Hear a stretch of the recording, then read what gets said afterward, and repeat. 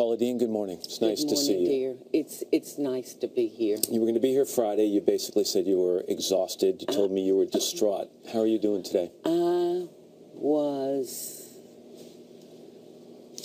It's hard for me to even find the word, Matt, that I was feeling. I was just overwhelmed.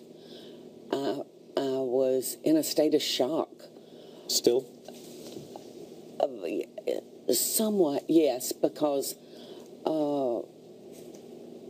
there's been some very, very hurtful lies said about me. I want to get to specifics in a second, Paula. The difference between Friday and now is really on the business side of things. Yes. Food Network, let me just say, Food Network says no more. Smithfield Foods said they're severing ties with you. QVC, a big partner of yours, is weighing their options. Do you think you've been treated fairly by your business partners? They, let me say this, before we even get into that. The main reason I am here today, Matt, is it's important to me that I tell you and everyone out there what I believe and how I live my life. I believe that every creature on this earth, every one of God's creatures was created equal. No matter who you choose to go to bed at night with, no matter what church you go to pray, I believe that everyone should be treated equal. And that's the way I was raised, and that's the way I live my life. One of the headlines I read, Paula, said that there, said millions of dollars at stake for Paula Deen in today's show interview. So are you here to express what you just said, or are you here to stop the financial bleeding?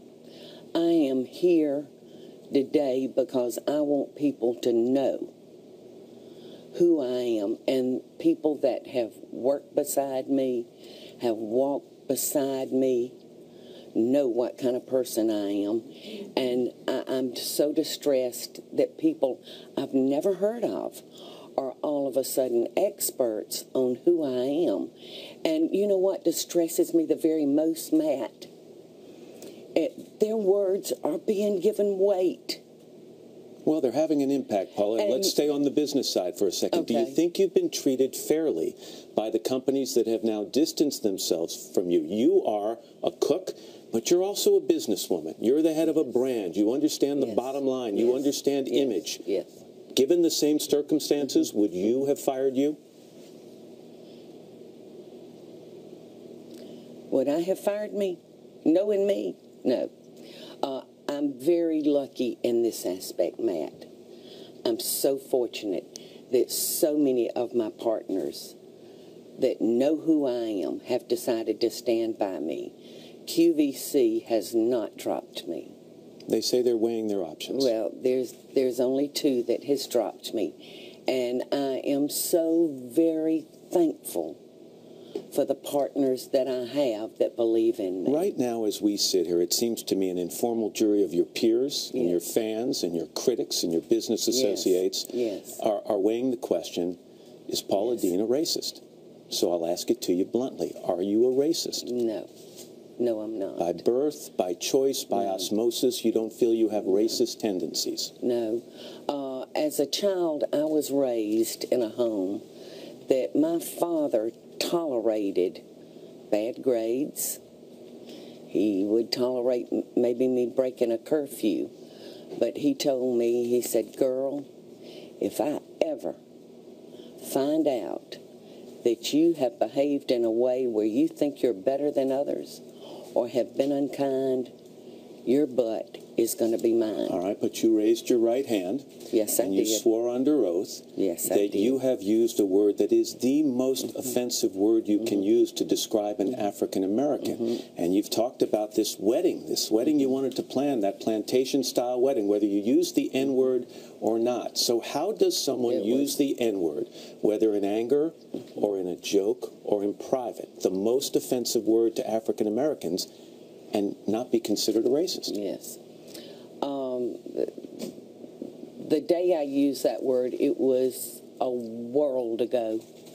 It was 30 years ago. I had had a gun put to my head, a shaking gun, because the man that had the gun to my head, unbeknown to me, was my customer at the main office. But didn't you also admit, Paul, that you used the word on other occasions? No. So you have, other than that one time in the bank, a robbery attempt, you're telling me you have never used the N-word? I never. They asked me in all of my 66 years on earth, had I ever used it. That man was so frightened that day he put the gun to my head because he was a customer at the main office. He was later caught. And I had gone out on a limb for him and gotten him alone, and he was frightened that I was going to recognize him. So reports that you were asked in that deposition whether you had used the N-word on other occasions and said probably or of course are inaccurate? No. I answered the question truthfully. So you have never used the N-word other than that one occasion? No, it's just not a part of who we are. Let me ask you about this part of the deposition. You were asked whether using the N-word in telling a joke was hurtful, and you said, quote, "I don't know, most jokes are about Jewish people, rednecks, black folks. I didn't make up the jokes. They usually target, though, a group. I can't myself determine what offends another person." That last sentence gets me. I can't myself determine what offends another person. Do you have any doubt in your mind that African Americans are offended by the N-word? I don't know, Matt. I have asked myself that so many times because it's very distressing for me to go into my kitchens and I hear what these young people are calling each other. It's very, very distressing. You've never joined in on that language? No, absolutely not. It's very distressing. It's very distressing for me because I think that for this problem to be worked on, that these young people are going to have to take control and start showing respect for each other and not throwing that word at each other. It makes my skin crawl. I want to read you something that Columbia professor John McWhorter wrote for Time Magazine's website. He is, by the way, African American. Mm-hmm. He wrote, "People of Dean's generation can neither change the past nor completely escape their roots in it, any more than the rest of us. They can apologize and mean it, as Dean seems to. Mm-hmm. They also deserve credit for owning up to past sins, as Dean did candidly, when she could have easily, shall we say, whitewashed the matter." Mm-hmm.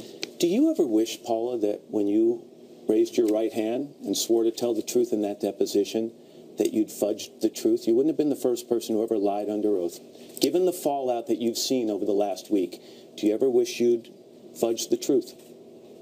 No, because there's a couple of kinds of people that I don't like, that I am prejudiced against, Matt, and that's thieves and liars.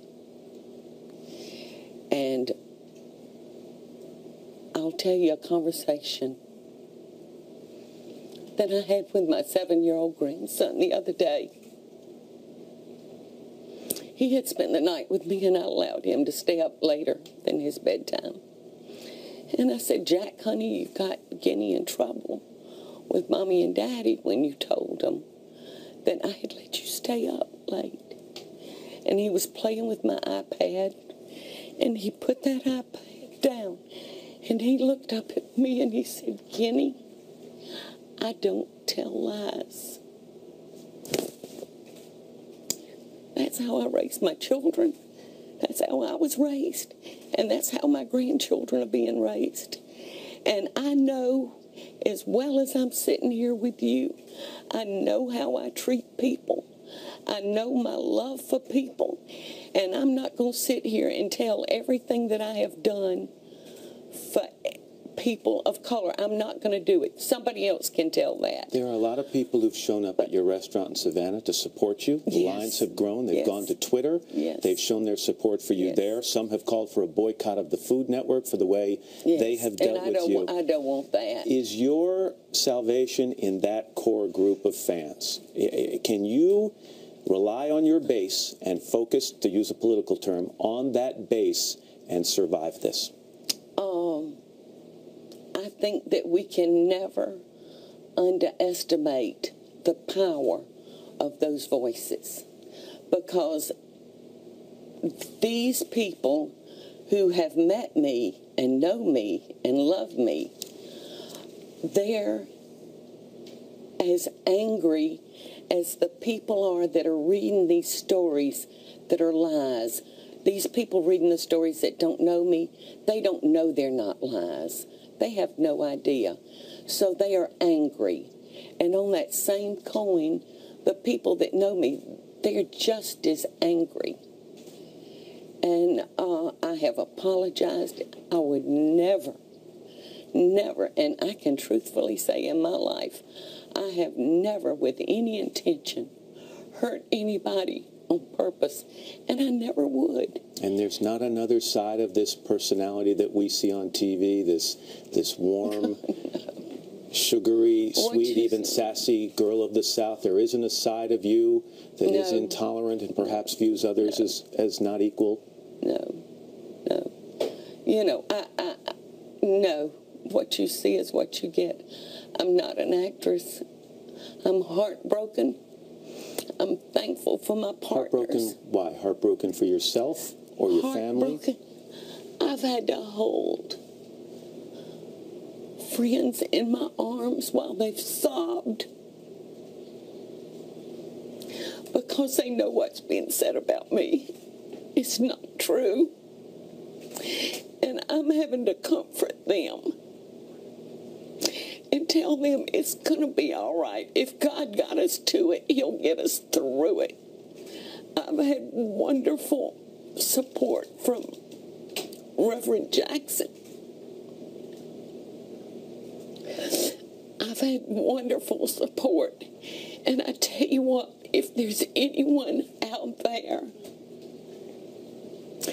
that has never said something that they wish they could take back, if you're out there, please pick up that stone and throw it so hard in my head that it kills me. Please, I want to meet you. I want to meet you. I is what I is, and I'm not changing. And there's someone evil out there that saw what I had worked for, and they wanted it. Let's end it on that. Paula Deen, thanks for being here this morning. I appreciate it. Thank you for having me, Matt. It means a lot to me, and it feels so strange to come to this wonderful, happy place where I've always come so happy, and to have these people believe these horrible, horrible lies when all you have to do is ask the people around me. Paula Deen. Because I live my life the way I believe. And like I said, if you've never committed a sin, please pick up that rock, pick up that boulder, and hit me as hard as you can. We'll end it there. Paula Deen, thank you. And we're back right after this.